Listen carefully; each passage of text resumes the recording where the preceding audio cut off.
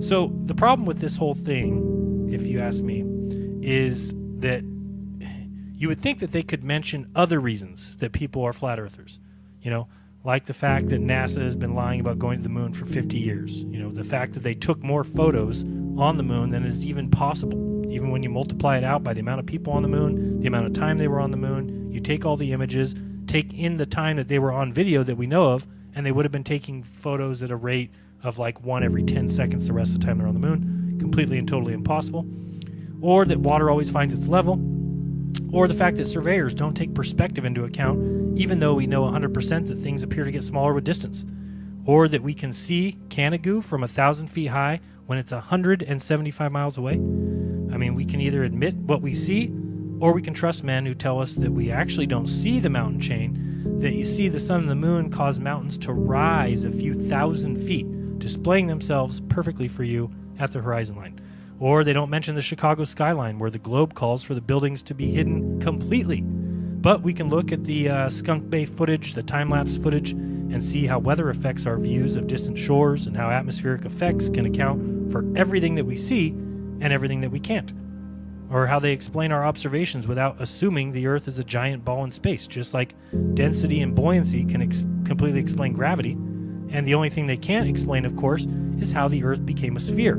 No, gravity, this unseen force, must exist because everything must pull to the center. It's required by the model that has been built on for hundreds of years.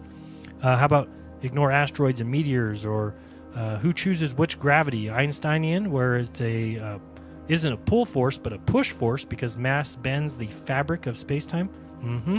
Or is it Newtonian gravity? Which one are we actually looking at? Don't mention that NASA trains in a pool, as if this training was anything like space, with somebody swimming behind you carrying all your cords and handing you all your tools. If that doesn't happen in space, why the hell would we practice like that? I don't know. It doesn't make any sense to me. How about the idiotic design of the ISS, that no engineer would ever put every operating cable and control and cord and multiplexer, demultiplexer, all of it they put on the outside of the craft? It makes no sense. It's actually embarrassing to think that any engineer would come up with that design. The impossibility of it, or that it's maintained and cleaned by a 3-person crew. I mean, that is ridiculous. The amount of cleaning and dusting and everything else that would need to be done on that, and the seal protection, and it's just not there. If they get a leak because they're little O-rings, well, you got a leak. Then you do a spacewalk, I guess. Don't mention the $53 million a day. That might be a little bit too much for people to grasp. Like, what do you mean? Who gets $53 million a day?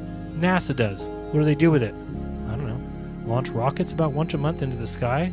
They go pretty. And then they do a sonic boom from the sky, and people like Red's Rhetoric have an orgasm. That's the only thing I really noticed. Let's see. We don't mention that there's no cameras on the moon looking back at Earth, because if we can get to the moon so easily, we can put all these robots there, and we can put the LRO to go around and take pictures. We can do all that.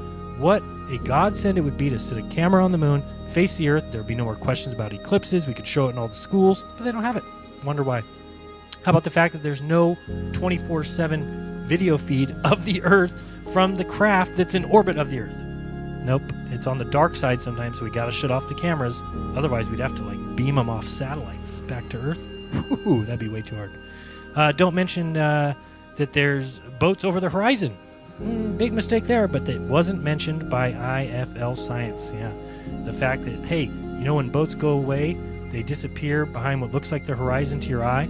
Pull out your camera, zoom in, and there's the boat again. Yeah, imagine that. It didn't actually go over any curve, did it? They don't mention that.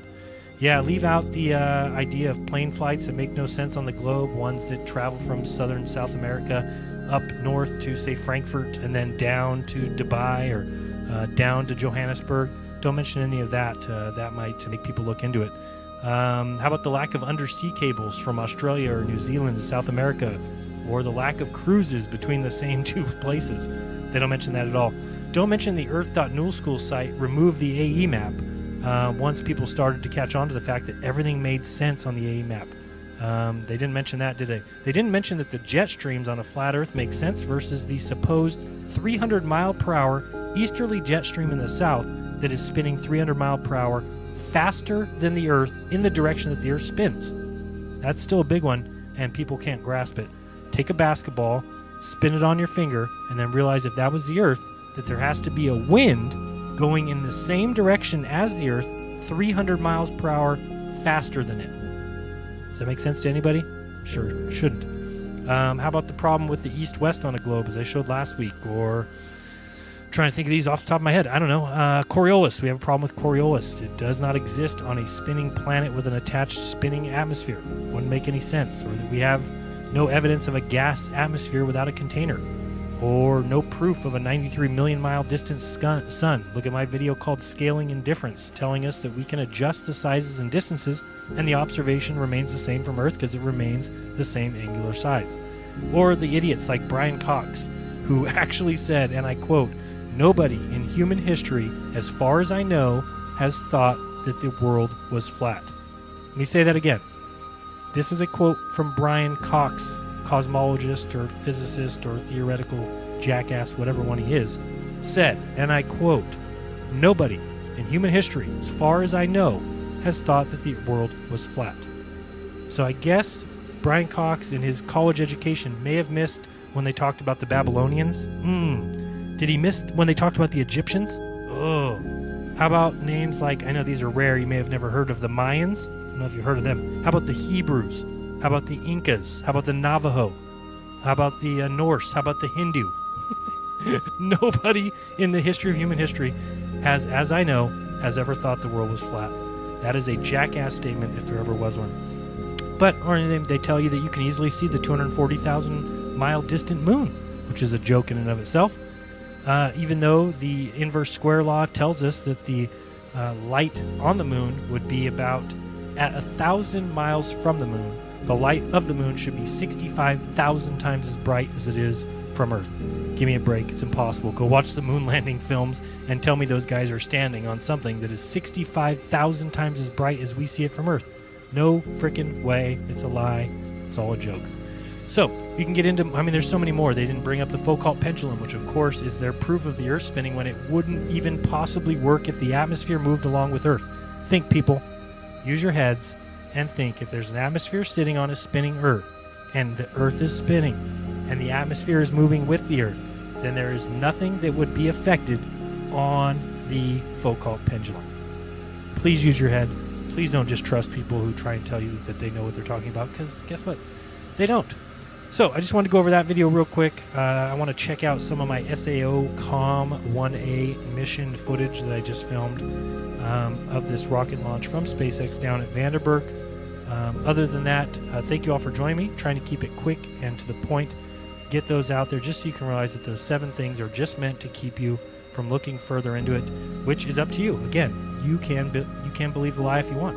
You can be done. You can say, I live on a ball spinning in space with endless planets and endless stars and the endless universe and endless galaxies. And you can believe all that.